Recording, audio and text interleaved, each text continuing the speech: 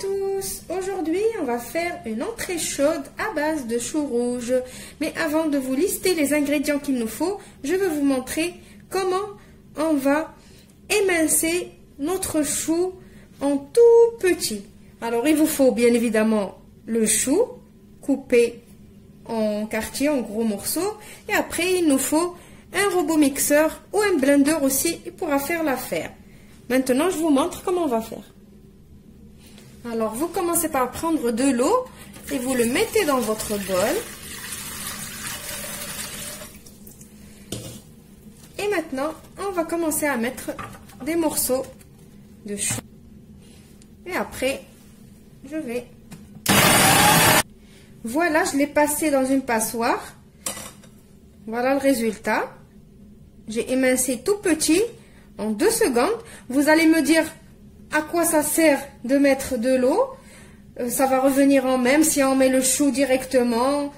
Je vais vous expliquer. Si on met le chou directement dans notre robot et on commence à mixer, le chou, qu'est-ce qu'il va faire? Il va relâcher tout son jus. Et tout ce jus-là, il est plein d'amertume. Donc, moi, dans ma salade, je ne veux pas d'amertume. Du coup, toute l'amertume et tout ce jus qui va relâcher le chou, ça va partir dans l'eau qu'on a mis avant de mixer. Voilà. Maintenant, je vous montre les ingrédients qu'il vous faut. On va procéder à une autre étape avant de lister les ingrédients. Donc, là, j'ai émincé tout mon chou. Je l'ai mis dans une cocotte minute. Je vais fermer ma cocotte et laisser jusqu'à ce que la soupape elle commence à siffler et je vais compter 5 à 10 minutes. J'ai rien mis, j'ai mis que le chou. Cette étape, ça va permettre de ramollir mon chou dans un premier temps. Et après, on va faire la suite de la recette. Alors, pour la suite de la recette, vous aurez besoin de coriandre et persil hachés, d'une bonne quantité. Bon, la quantité, ça dépend de votre quantité de chou. Moi, j'ai une grande quantité de chou. Du coup, j'ai besoin de beaucoup. De concentré de tomate, de ma purée d'ail ou de l'ail écrasé. La purée d'ail, si vous voulez savoir comment je l'ai faite, allez sur la vidéo que j'ai faite avec vous, comment conserver l'ail. Du jus de citron. S'il y a du jus de citron frais, c'est meilleur. Du paprika, du cumin, du poivre, du sel, de l'huile d'olive ou de l'huile de tournesol. On passe maintenant à la suite. Alors, on va commencer à mettre dans le faitout ou la poêle ou ce que vous avez de l'huile. N'ayez pas peur de la quantité d'huile que j'ai mis. Moi, j'ai beaucoup de choux.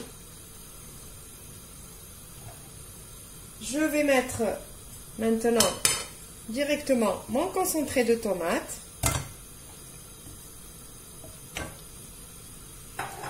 Et je vais le laisser fondre dans cette huile. Voilà, mon concentré, il a complètement fondu dans l'huile. Le but de cette étape, c'est de parfumer l'huile et d'enlever l'acidité du concentré de tomate. Maintenant, je vais commencer à rajouter le chou qu'on a préparé dans la cocotte. Doucement, doucement. Vous avez vu, il s'est bien ramolli et sa couleur, elle a changé un petit peu. Donc, je rajoute pas tout d'un coup, hein. Je fais comme ça. Je mélange un peu et après, je rajoute une autre cuillère. Je mélange jusqu'à ce que je mets toute la quantité que j'ai.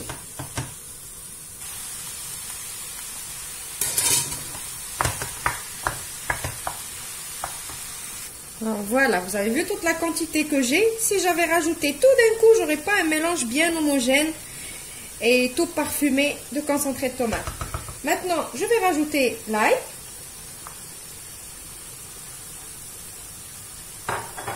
Et on va commencer l'assaisonnement. Je vais mettre du paprika. J'en mets beaucoup parce que vous avez compris, j'ai une grande quantité de chou. du cumin,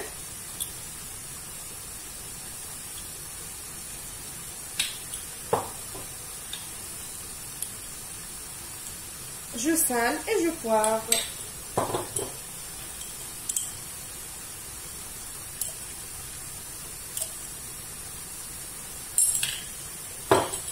Je vais mélanger tout ça et vous allez remarquer que le chou il relâche de l'eau.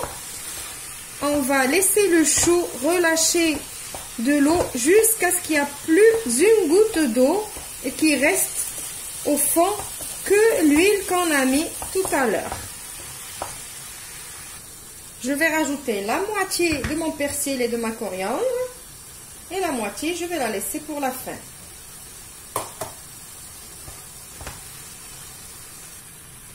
Voilà, j'ai plus d'eau dans mon chou. Maintenant, on va rajouter notre jus de citron pour donner le petit goût acidulé. Et on va le laisser encore mijoter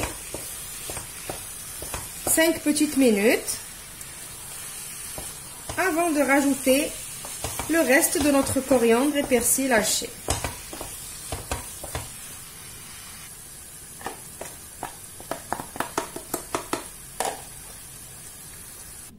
Alors, voici le résultat de mon chou cuit en salade.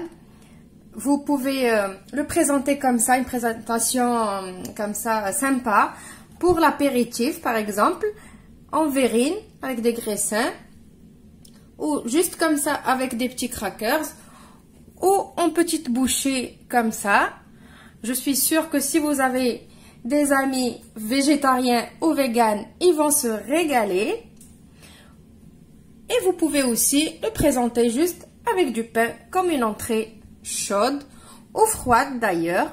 J'espère que la recette d'aujourd'hui va vous séduire. Je vous retrouve dans une nouvelle vidéo prochainement. Au revoir et merci.